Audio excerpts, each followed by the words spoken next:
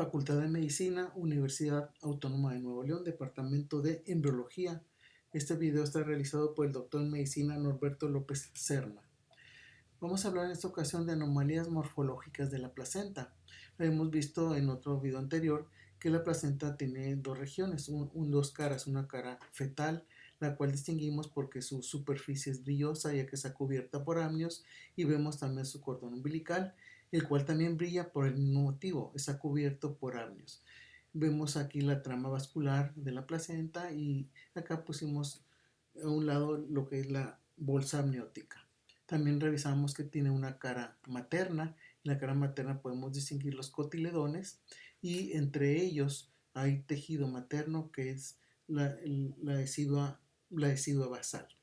Entonces también vemos que la placenta tiene una forma circular. Hay otros tipos de placentas, sobre todo lo que semejan, por ejemplo, esta placenta, su cordón umbilical, su inserción no está en el centro. Normalmente la inserción es en el centro o ligeramente excéntrica. En este caso está muy excéntrica la inserción, por eso se conoce como placenta en raqueta. Esta forma de placenta no tiene ningún problema, ni el feto ni la mamá, no causa ningún problema. Hay otras placentas como estas, que se llaman placentas con inserción velamentosa del cordón o los vasos sanguíneos. Si ustedes se fijan, los vasos sanguíneos, en lugar de insertarse bien y fijarse en la superficie de la placenta, primero se fijan en el amnios y luego llegan a la superficie placentaria. Eso es una placenta con inserción velamentosa del cordón, y claro, aquí podría haber algún problema, sobre todo si es un parto por vía vaginal. A la hora que nace el bebé, pues puede traccionar el cordón umbilical y de esa manera se puede desprender aquí porque no tiene un buen medio de fijación, y puede haber ahí una urgencia debido a un sangrado masivo tanto para el feto o el niño como para la mamá. Hay otros tipos de placentas como esta. Aquí aparentemente son dos placentas, sin embargo es una sola. Y sabemos que es una porque vemos el cordón umbilical, la estamos viendo por la superficie fetal. También pueden distinguir aquí la membrana amniótica. Esta es la membrana amniótica como lo vimos en otro video. Y esto que brilla aquí hacia abajo es la lámina coriónica. De hecho aquí pueden ver ustedes los vasos sanguíneos que la están atravesando y están llegando hacia las vellosidades coriales.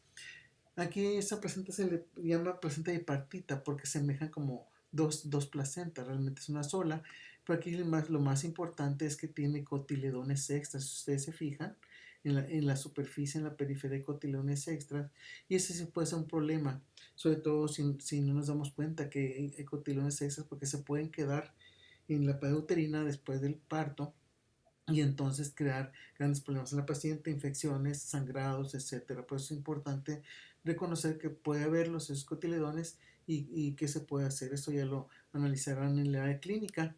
Este tipo de placentas también le llamamos subcenturiada, cuando tiene lóbulos accesorios de cotiledones. Entonces subcenturiada además es una placenta bipartita. El que sea bipartita no es tanto problema, el problema son los lóbulos extras que tiene. Aquí ven ustedes otro ejemplo de una placenta bipartita. Se fijan que cuando semejan dos placentas, los vasos principales de la otra región de la placenta vienen hacia la región central. A veces parecen tres placentas y les llaman a veces tripartitas. Realmente ese no es ningún problema. Como les decía, problemas de estos cotiledones, que de hecho también ellos tienen conexiones directas con la trama principal vascular. Aquí ven ustedes el cordón umbilical. Se lo estamos viendo por la cara materna. Aquí está la cara, perdón, la cara fetal es esta, y vemos la cara materna, aquí donde se entran los cotiledones. Pueden ver aquí también los que están extras, volviéndola una placenta subcenturiada.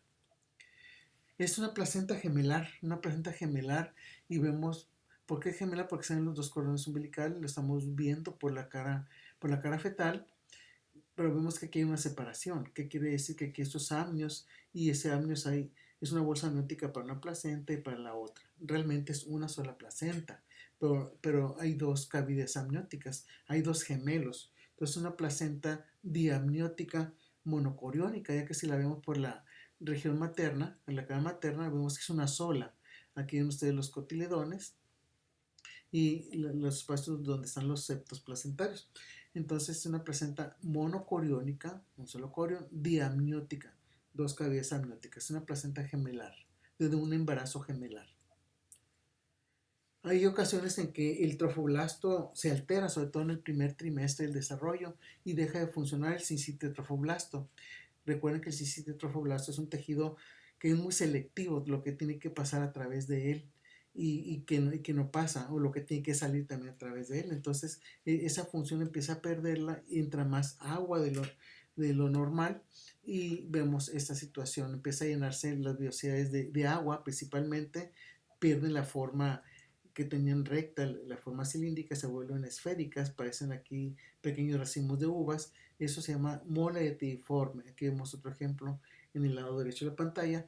Y esa mola etiforme, pues es un problema del trofoblasto que ocurre en el primer trimestre cuando no se dan cuenta los médicos o la paciente, y al final del primer trimestre empiezan a liberarse todas estas pequeñas vesículas y a veces se empiezan a liberar desde antes. En la actualidad esto pues sí sucede, pero lo detectan desde antes, ya que frecuentemente se hacen ecosonografías y las detectan.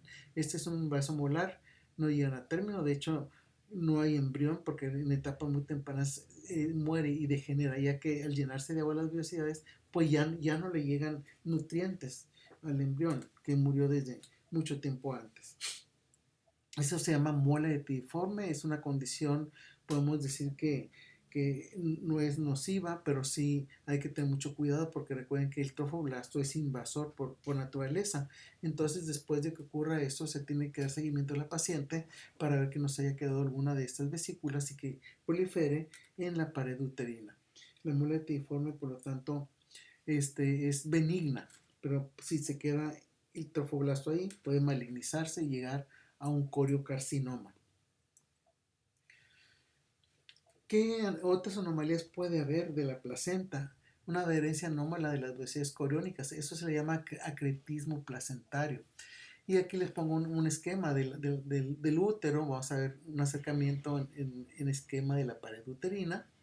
Y aquí les pensamos un corte de la pared uterina que está hecho en todo su grosor. Si lo vemos en un mayor aumento, ese corte, si ya lo conocen, lo vimos en ciclo menstrual. Pueden ver ustedes el endometrio, el miometrio, que es todo esto, que es muy grueso, y muy delgadito, esto que es una serosa, que es el perimetrio. El endometrio, acuérdense ustedes que tiene una región basal, que es eso más basófilo, más oscuro, una capa esponjosa y la capa compacta. ¿Qué sucede durante la implantación? Mientras se va implantando el conceptus, el trofoblasto migra hasta áreas profundas del endometrio, pero no traspasa más allá de la región basal. La reacción decidual permite que se liberen moléculas que inhiben que el crecimiento del trofoblasto continúe y se detiene hasta donde debe suceder normalmente.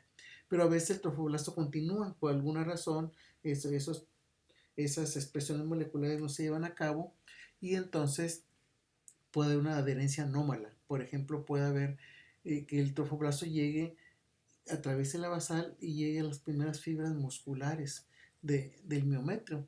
Le llamamos, en este caso, esa placenta le llamamos acreta. Acreta es una situación delicada porque a veces en ese momento pues puede expandirse la placenta, pero no se dan cuenta que llegó el trofoblasto hasta parte de la región muscular. Es una condición muy difícil y complicada, pero a veces también puede llegar hasta todo el músculo. Entonces hablamos de una placenta increta, o sea, invade todo el endometrio y la mayor parte del músculo.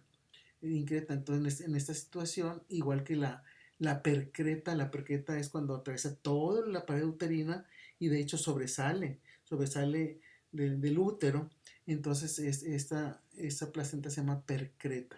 Tanto la increta como la percreta lleva condiciones también más difíciles porque cuando ocurren la placenta no se puede desprender, entonces tienen que hacer una histerectomía, retirar el útero. Esas son las otras de las situaciones anómalas de la placenta, sobre todo de la implantación del trofoblasto. ¿Cuáles son las funciones de la placenta? Voy a mencionar solamente algunas. La placenta se considera un órgano, pero tiene múltiples funciones. Voy a mencionar las más frecuentes porque todas son importantes. Una de ellas es el metabolismo. La placenta sintetiza sustancias como glucógeno, colesterol, ácidos grasos, porque esas sustancias son moléculas muy grandes que no pueden atravesar la membrana placentaria. Por eso sintetiza esas sustancias. Secreción endocrina, también la placenta secreta muchas hormonas. Acuérdense ustedes, desde que empieza a implantarse, cuando todavía no es placenta como tal, empieza a sintetizarse hormonas como la gonadotrofina humana, la progesterona, etcétera. Entonces produce hormonas también. Gonadotrofina crónica se los mencioné, la progesterona, estrógenos, lactógeno placentario, etcétera. Muchas sustancias que produce la placenta. Se encarga de transportar gases hacia el interior como el oxígeno o del feto hacia el espacio intervelloso como los gases tóxicos como el CO2 que mencionaremos más adelante. Para poder entender la función recordemos la membrana placentaria. La membrana placentaria son los tejidos que atraviesan las sustancias a esa membrana, ya sea hacia el interior a través de nutrientes, del interior hacia el exterior, tóxicos. Recuerden que esa membrana está compuesta en una obesidad terciaria joven por sincito trofoblasto, citotrofoblasto, tejido conectivo y endotelio vascular. En el endotelio vascular es la pared del vaso. Es el grosor de la membrana placentaria cuando es una placenta joven. Recuerden ustedes que ya más adelante el feto necesita más nutrientes, entonces se tiene que adelgazar esa membrana. Aquí vemos el espacio intervelloso. ¿Qué es lo que sucede? En el espacio intervelloso hay sangre materna, hay nutrientes, hay vitaminas, hay minerales, hay calcio, etc. Entonces los nutrientes atraviesan la membrana y llegan al sistema venoso de las vellosidades y de ahí a la vena, el cordón umbilical, por donde va también las buenas concentraciones de oxígeno y le llegan directamente al feto. Esas son las sustancias que pueden entrar: oxígeno, glucosa, vitaminas, ácido fólico, ya que se requiere mucho ácido fólico para el desarrollo correcto del sistema nervioso, electrolitos. Recuerden ustedes que las vitaminas no las podemos nosotros sintetizar, tampoco la placenta, por eso se requiere que atraviesen la membrana placentaria. Algunos anticuerpos también la atraviesan, debido a eso tenemos una inmunidad pasiva que la mamá le transmite al feto. Agua también, grandes concentraciones de agua la pueden atravesar. ¿Qué es lo que sale?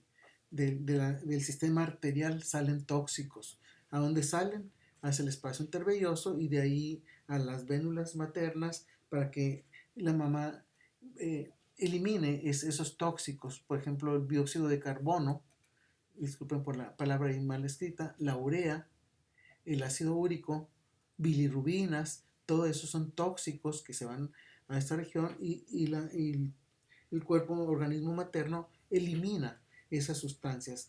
Sus pulmones eliminan el dióxido de carbono, el ácido úrico, urea, etcétera, lo van a eliminar los riñones maternos.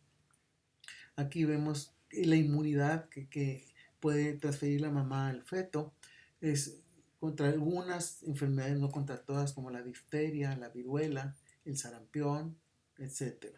Por eso al nacer se requiere inmunizar al niño recién nacido conforme lo vaya necesitando. Hay otras sustancias como la transferrina que también atraviesan la membrana placentaria y se requiere porque esa es una molécula que los eritrocitos fetales la tienen para poder enlazar el oxígeno y llevarlo a los tejidos fetales. Decíamos, la membrana placentaria interviene en todos esos mecanismos. El transporte, que puede ser de muchas maneras, eso ya es tema de otras áreas como bioquímica o fisiología. Pueden también entrar elementos nocivos que no quisiéramos, como fármacos pueden entrar y llegar hacia el feto, fármacos y drogas, como ya habíamos dicho, talidomida que produce amelias y meromelias, tetraciclinas que produce alteraciones de los dientes, sedantes y analgésicos, alcohol también que es muy tóxico para el feto. En el espacio intervelloso también se pueden localizar virus como citomegalovirus, virus de la rubiola, coxsackievirus.